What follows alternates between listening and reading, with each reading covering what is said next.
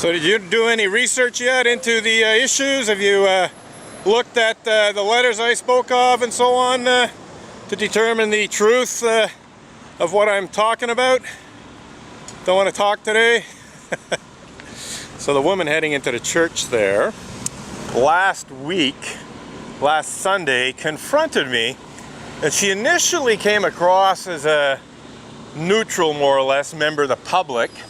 In other words, she didn't, identify herself as a Montreal Unitarian or Unitarian Universalist. She started off questioning me in a way that would be similar to how, just an ordinary non-Unitarian would perhaps question someone. But then she became increasingly combative, shall we say, verbally I'm speaking,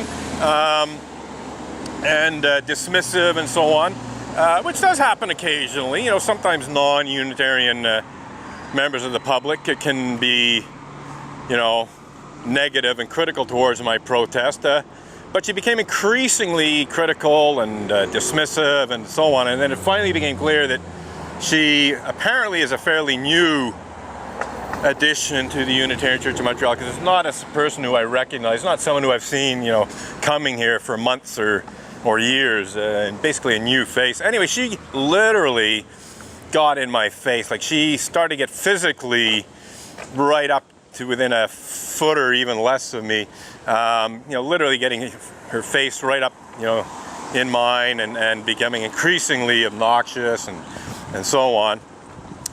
So the video's there. It can be seen in last week's videos. So May 22nd, if you just search Unitarian Church of Montreal protest May 22nd, you'll find the video.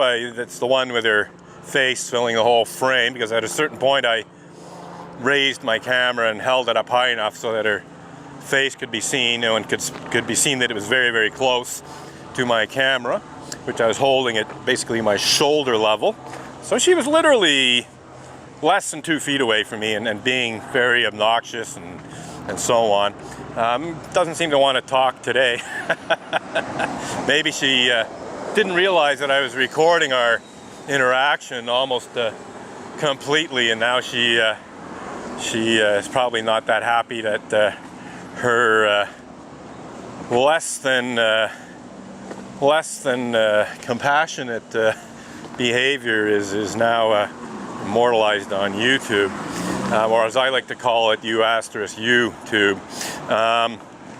Anyway, I saw her coming. I wasn't 100% sure it was her from a distance, but when I could clearly see that it was almost certainly the same person, I decided to turn on the camera and just at least record whatever interaction there may have been, and there was none. Like, she just kept totally silent, just walked into the church.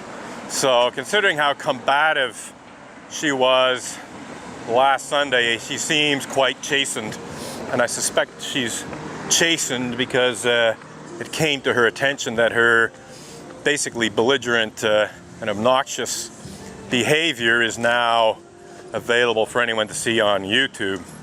So just thought I would mention that. I think I'm going to turn off the camera again soon, because the sensor was overheating. In fact, it turned off automatically as a result of sensor overheating before I'd turned it off myself. Probably missed a little bit of monologue towards the end of the last clip, but nothing much really. So yeah, we're going to well, here I see another seemingly recognizable person heading this way, and someone who I think is probably a member of the Unitarian Church of Montreal, so I think I'll keep it running a bit longer, but I'm definitely going to have to keep the clips somewhat shorter, because this camera seems to be overheating. Oh dear.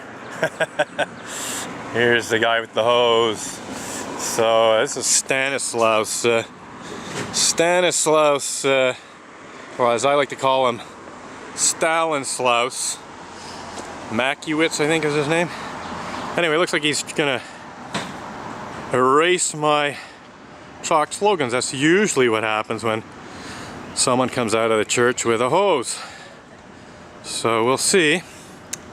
Oh yeah, so that is the person coming along. There is indeed a recognizable face. Okay, so Stalin-slaus is gonna erase my chalk slogans in a very Stalinistic suppression of the truth. So, oh, perhaps not. Oh, maybe. Or maybe he's going to hose me down. A little bit of water cannon, Unitarian water cannon. So, yeah, I hope you're really proud of your past and ongoing participation in Unitarian cover-up and denial of clergy abuse. Clergy abuse which includes, but is not limited to, such despicable crimes as pedophilia and rape committed by certain Unitarian Universalist ministers, such as Reverend Mac Wallace Mitchell and some others who I cannot name. Oh, here he goes, wiping down the slogan. Let's get this on record here. So he's erasing the chalk slogan that basically said there's 20 years worth of protest here. So basically hiding the truth from the public, hiding a fairly innocuous chalk slogan too. It's not like the words pedophilia or rape or child sex abuse are in that particular chalk slogan.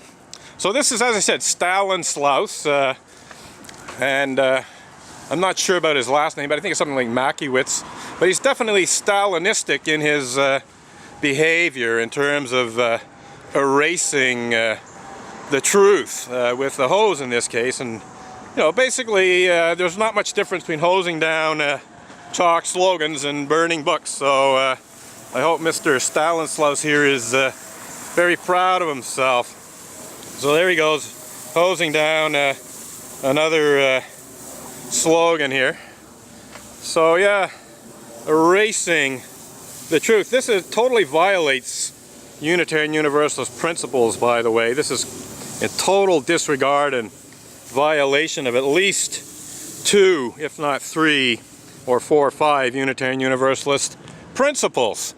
So Stanislaus here is what I would call a big fat U** hypocrite who is totally disregarding and violating the claimed 7 principles and purposes of Unitarian Universalism, one of which calls for a free and responsible search for truth and meaning. By erasing my chalk slogans, Stanislaus is essentially